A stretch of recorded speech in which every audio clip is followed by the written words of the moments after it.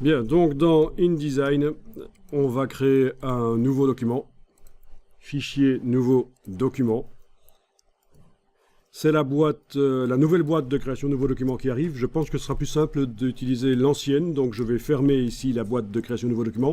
Et comme on a fait dans Photoshop et Illustrator, on va aller dans les préférences générales de InDesign et cocher l'option « Utiliser la boîte de dialogue héritée, nouveau document ». Donc à cet endroit-ci. OK. À partir de là, quand je fais fichier nouveau document, c'est l'ancienne boîte de InDesign habituelle qui arrive. Dans la boîte ici de nouveaux documents, vous voyez qu'on peut faire des documents pour le web avec InDesign et pour les appareils mobiles.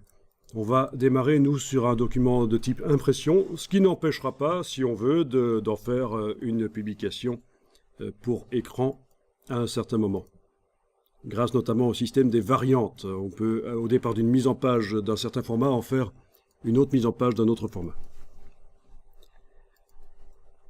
On va décocher page en vis-à-vis. On ne veut pas un document recto verso ici.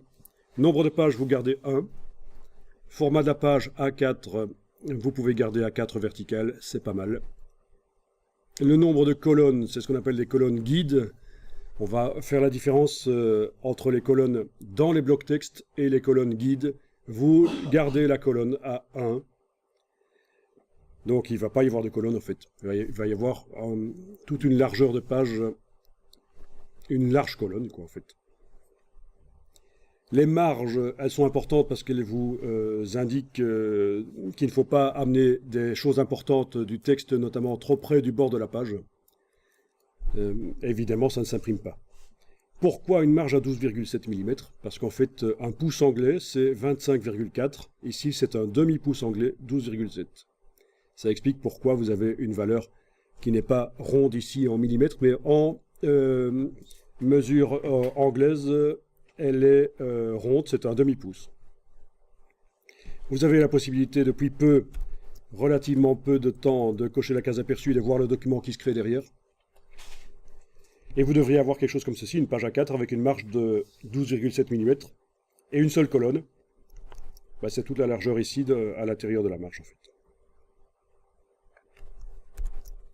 OK. Vous enregistrez le document, fichier enregistré sous, dans le dossier d'aujourd'hui. On va appeler ça premier doc 01. Parce qu'on va enregistrer régulièrement, pour éviter de perdre ce qu'on fait, on va enregistrer régulièrement sous un nom différent, donc voilà. J'enregistre ça à côté des images. Si vous avez énormément d'images pour faire un document, bien sûr, il faudra faire des dossiers et des sous-dossiers pour bien agencer tout, mais ici ça va, j'ai une douzaine d'images maximum. Je vais arriver à retrouver mon document InDesign dans la liste d'images. Format d'enregistrement InDesign CC 2017. Le modèle InDesign, c'est quand on veut enregistrer un document et quand on va l'ouvrir par la suite dans InDesign, c'est pas lui qui va s'ouvrir, c'est une copie de lui. Le modèle ne sera pas modifiable.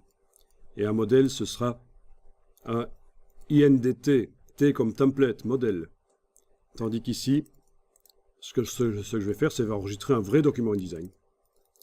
Vous avez aussi le IDML qui permet d'ouvrir le document InDesign dans d'anciennes versions de InDesign jusqu'à maximum CS4, retourner dans le temps jusqu'à maximum la CS4. CS3, ça ne marchera pas. C'est extrêmement déconseillé de passer d'un InDesign à un autre, d'une version de InDesign à une autre. Par exemple, je travaille sur CC 2017 au boulot.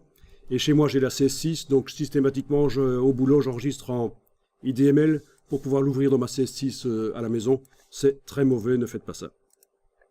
Il serait même mieux, à la limite, de travailler dans CS6 au boulot à ce moment-là. Rien n'empêche d'enregistrer les deux versions, mais ta CC 2017 ne sera pas ouvrable dans CS6.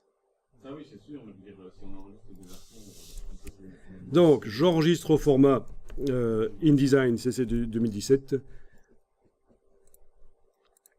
Voilà.